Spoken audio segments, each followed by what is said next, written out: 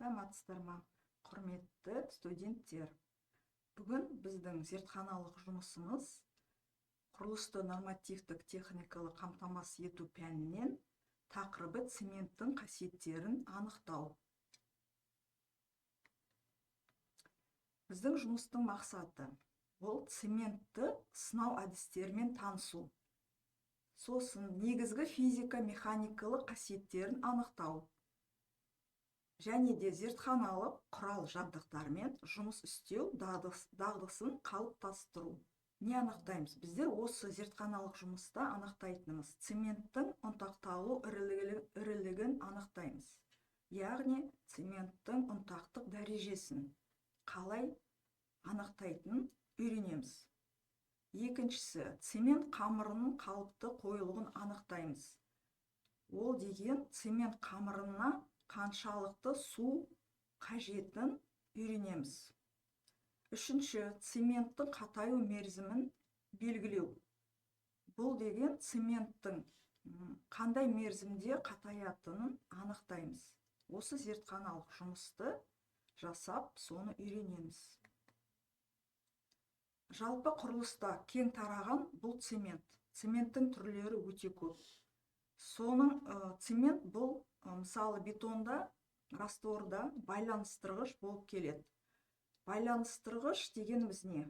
Бұл деген шебенің түйіршіктері, немесе құмның түйіршіктерін бір-бірімен байланыстырады. Байланыстырғыш болмаса, бұл шебен мен құм бір-біріне жабыспайды. Жалпы цемент ол гидравликалық байланыстырғыш. Гидравликалық байланыстырғыш дегеніміз бұл ауада қатаю бастап, суда ары қарай өзінің беріктігін жалғастырады. Қатаю жалғастырады, беріктігі жоғарылай береді.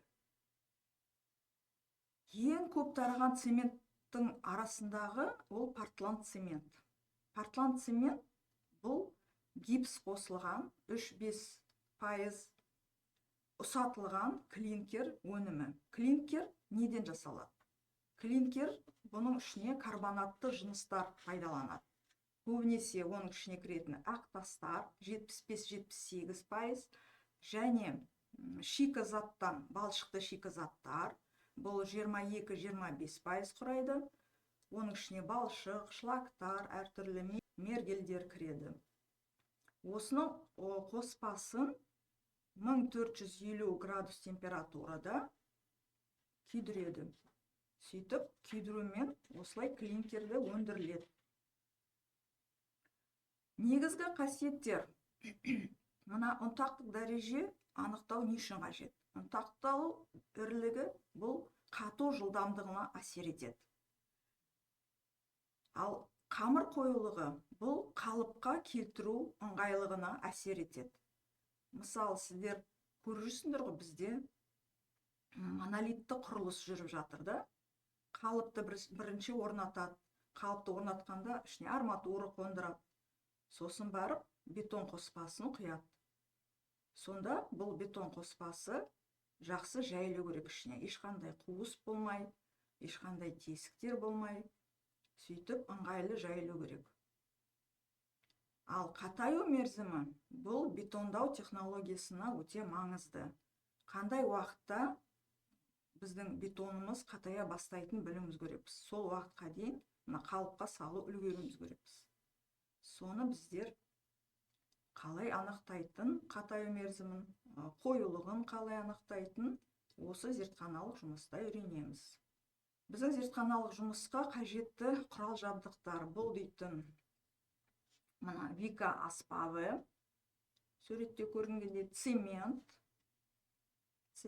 таразы, сосын 008-53, және де көріп тұрған шығарсыздар, бірінші суреттің астындағы сфералық аяқ, қасында күрекше жатыр. Сфералық аяқ, соның ішіне бәрін біздер цемент қамырын дайындаймыз. Цемент елеуіш арқылы електен өткізу. Цементті елеуіш арқылы електен өткізу. Біздер бірінші цементтің ұнтақтық дәрежесін анықтау үшін елеуішті аламыз. 008 торы бар елеуіш. Мына суретте көріп тұрсыңдар. Соған біздер 50 грамм цемент өлшеп аламыз таразы арқылы. Мінекей таразыда көрсетіліп тұр да, 50 грамм цемент өлшеніп алды. Сосын осы 0,08 торы бар 53-тен өткіземіз. 5 минуттан кем болмау керек. Содан әбден өткіземіз. Ол қаншалықты дұрыс өткізген біздер 53-тің астына ақ бет қағазды қоямыз да, сол 53-пен тағы да өткіземіз. Сонда ақ бет қағазға ешқандай цемент түспеу керек. Түспегесін барып, осы 53-тің үстінде қалған қалдықты біздер өлшейміз. Мінекей, 53-те қалған цемент қалдығы, мысалы, 1 грамм 1,16 грамм болып шықты. Қалғаны. Мемлекеттік стандарт бойынша талаптарына сәйкес цементті тарту ұнтақтығы мынандай болу керек.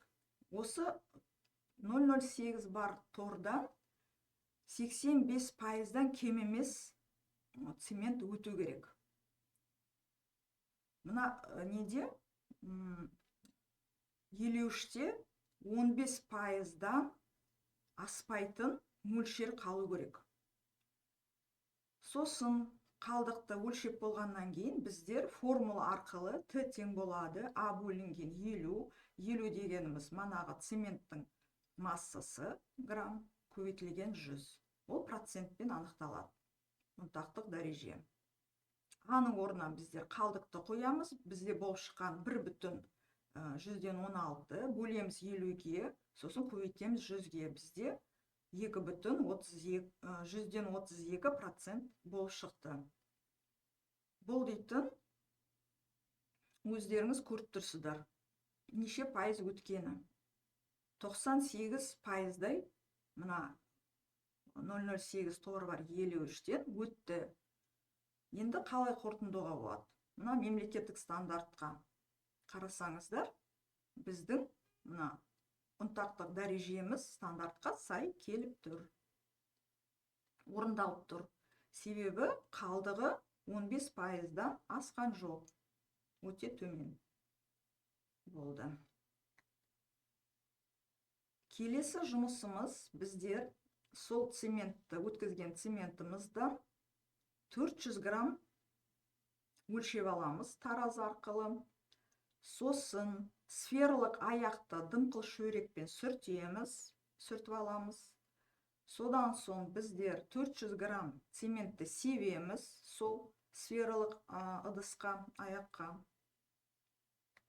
Ары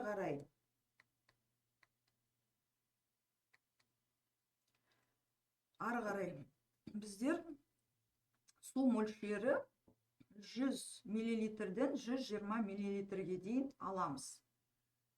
Нақты біздер қанша алуымыз керекпіз, әлі білмейміз. Сондықтан біздер осындай 4 сынақ өткіземіз. Мына бірінші кестеде көрініп тұр, 4 сынақ өткізген.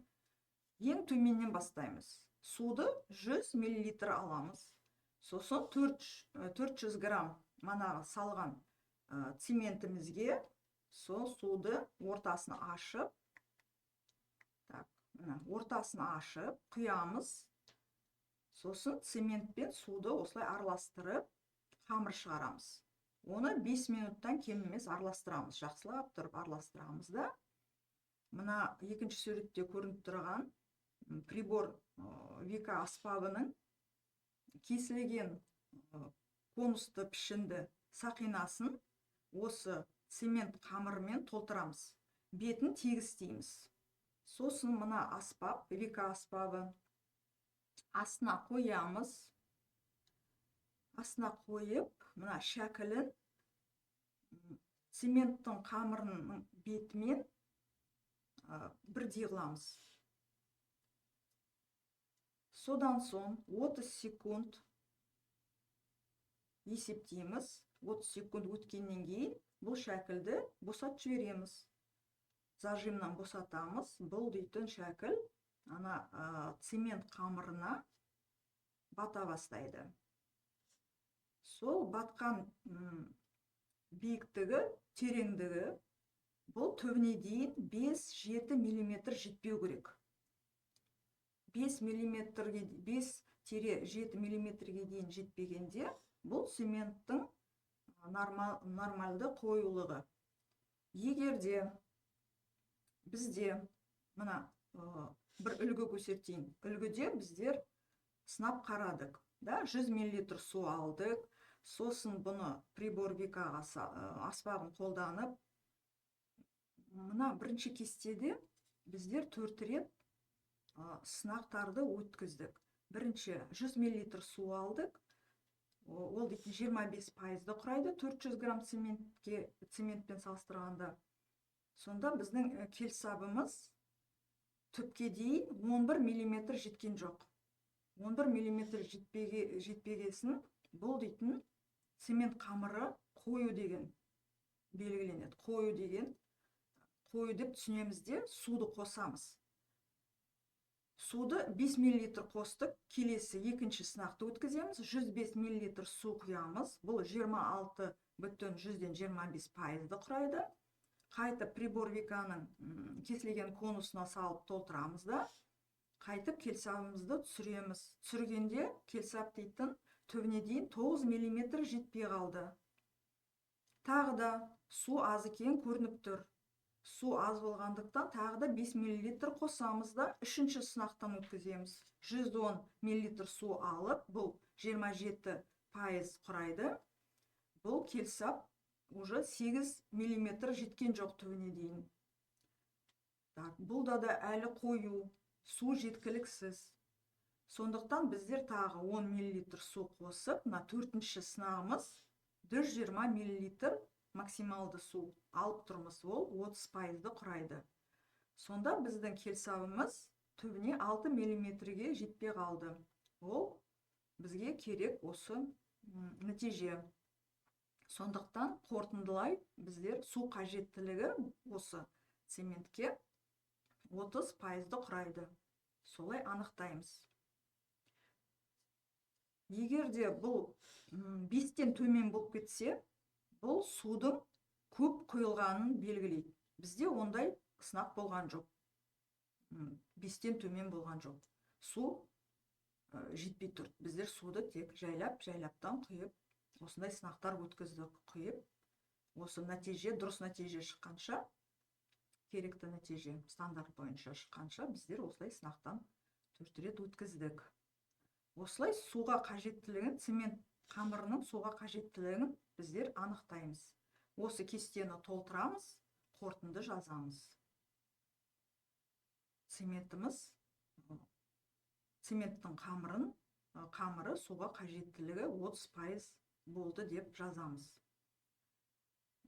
Цементке су құйған мезгілді біздер уақытын белгілеп аламыз. Себебі ары қарай біздер жалғастырамыз. Цементтің ұстасу мерзімін анықтау үшін уақытты белгіледік. Сосын сол біздің қамырымызды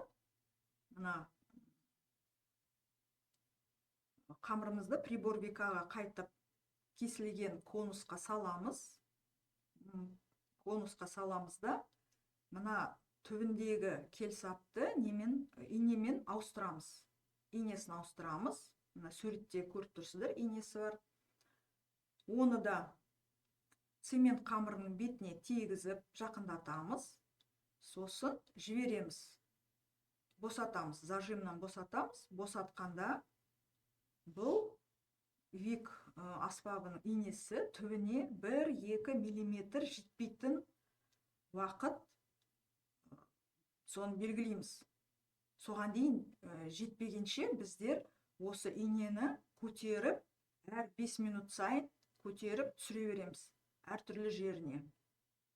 Бір жерге қайта түсіре бермей, ығыстырып, манағы конусты цемент қамырымен бірге ығыстырамыз. Сосын ұстасу басы белгіленгесін уақытын жазамыз. Міне төменде кестеде көрініп тұр, ұстасу басы 1 сағат 15 минут. Бұл су құйған мезгілден бастап өткен уақыт. Ары қарай ұстасу басталды ма, ары қарай біздер әр 15 минут сайын қамырға осы инені түсіре береміз, батыра береміз. Бұл цемент қамырына тек қана 1-2 миллиметр кіргенде тоқтатамыз. Бұл біздің ұстасу соңы болып есептеледі. Мына бізде үлгіде 2 сағат 10 минут болады. Су құйған мезгілден бастап осы 2 сағат 10 минут өтті. Осы көрсеткіштер мына ұстасу мерзімін көрсетеді.